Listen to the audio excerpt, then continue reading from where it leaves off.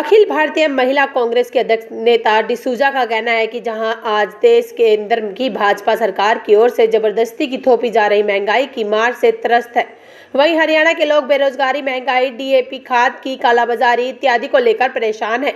उन्होंने कहा कि हरियाणा की महिलाएं अगर ठान ले तो प्रदेश की खट्टर सरकार को उखाड़कर फेंकने की क्षमता उनमें है। इसलिए महिलाओं को एकजुट होकर देश व प्रदेश की भाजपा सरकारों को जड़ से उखाड़ फेंकने के लिए अभी से अपनी कमर कसनी है और घर घर तक यह संदेश पहुंचाना है कि अगली बार भाजपा को बाहर का रास्ता दिखाना है। आज हरियाणा महिला कांग्रेस की ओर से आयोजित संगठन के पदाधिकारियों की बैठक को संबोधित कर रही थी। उन्होंने कहा कि उनका मकसद प्रदेश की प्रत्येक महिला पदाधिकारियों से मिलना का था, ताकि उन संगठन की मजबूती के बारे में कुछ बातें बताई जाएं और कुछ उनके विचार भी लिए जाएं। उन्होंने कहा कि हम देश की आबादी की 50% महिलाओं की होने की बात तो करते हैं, मगर उन्हें उसके हिसाब से अधिकार नहीं देते। महिला कांग्रेस अभी से महिलाओं को राजनीतिक में पूरी भागीदारी देने के लिए तैयार करना चाहती है, ताकि हरियाणा में आने वाले निकाय चुनावों में उनकी भागीदारी को सुनिश्चित किया जा सके। उन्होंने महिलाओं पदाधिकारियों से कहा कि आज देश में जिस तरह से रसोई गैस, पेट्रोल, डीजल, सब्जियों, दालों के दाम आसमान को छू, सबसे ज्यादा असर महिलाओं की रसोई पर ही पड़ रहा है। यह बात आमजन को घर घर जाकर समझनी होगी। उन्होंने कहा कि अगर हम समय रहते आमजन को खाकर महिलाओं को इस सबके लिए जागरूक नहीं किया तो आने वाली पीढ़ी हमें माफ नहीं करेगी। चैनल 18 भारत के लिए पंचकुला से अभिषेक यादव की ये रिपोर्ट। आए हैं उनके एरिया में संगठन कहाँ तक बना है, वो सारी बातों पे चर्चा हो रही है और बढ़ चढ़ के यही बात निकल के आ रहा है कि महिलाएं जो हैं ये बढ़ती जिस तरीके से देश में महंगाई बढ़ रही है उससे त्रस्त है। महिलाएं अपने घर नहीं चला पा रहे हैं। अगर हरियाणा की बात करें, सबसे ज़्यादा बेरोज़गारी जो है 78% महिलाएं हरियाणा में बेरोज़गार है। क्राइम्स अगेंस्ट वुमेन, रेप से लेके डाउरी केसेस अगर आप देखें तो खट्टर सरकार के कार्यकाल में बहुत ज़्यादा बड़ा है और 7 साल शायद वो लोग मनाने जा रहे हैं, पर हम महिलाएं ने ये महसूस किया है कि ये 7 साल जो है क्या दिन मना रहे हैं ये लोग, 7 साल 7 कमाल की बात कर रहे हैं। पर हमें ये लगता है कि ये जो 7 साल रहा है वो 7.5 के बराबर था महिलाओं के लिए। जी।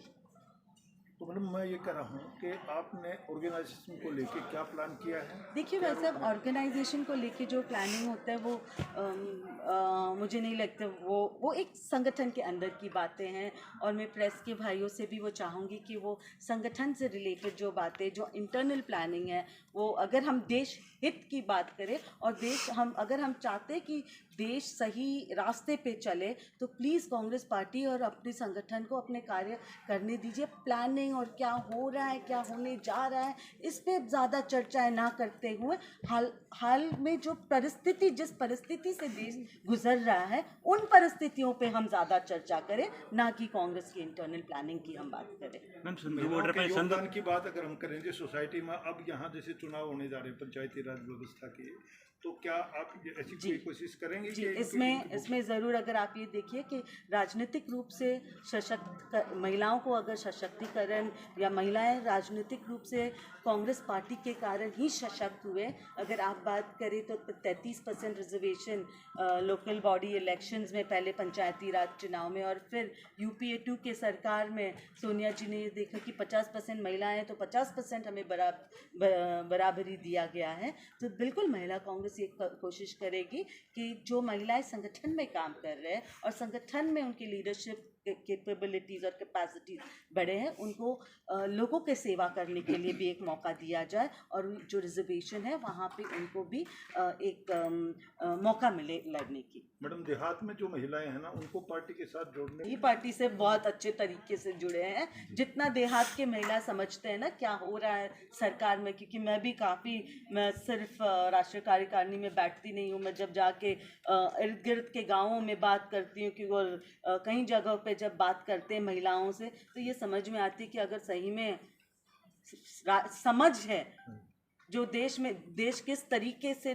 पीछे जा रहा है, तो एक्चुअली वो ग्रामीण महिलाओं में बहुत।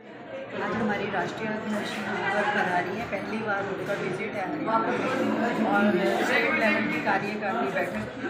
पहले तो सबसे पहले मैं अपनी राष्ट्रीय अध्यक्ष का बहुत बहुत स्वागत करती हूँ हरियाणा की धरती पर पहुँचने पर। और उसके बाद उन्होंने सभी जिला अध्यक्ष से और प्रदेश की जो कार्यकारिणी है उनसे उनके एरिया की समस्याएं पूछी हैं और कैसे मजबूती देनी है संगठन को, तो उसके बारे में विचार विमर्श अभी हम करेंगे। तो मैम क्या इलाहाबाद चुनाव को लेकर भी कोई बातचीत हुई है क्या इलाहाबाद? जी, हमारी टीम वहाँ पहले ऑलरेडी काम कर रही है और बाकी और टीम को भी हम कल रवाना कर रहे हैं।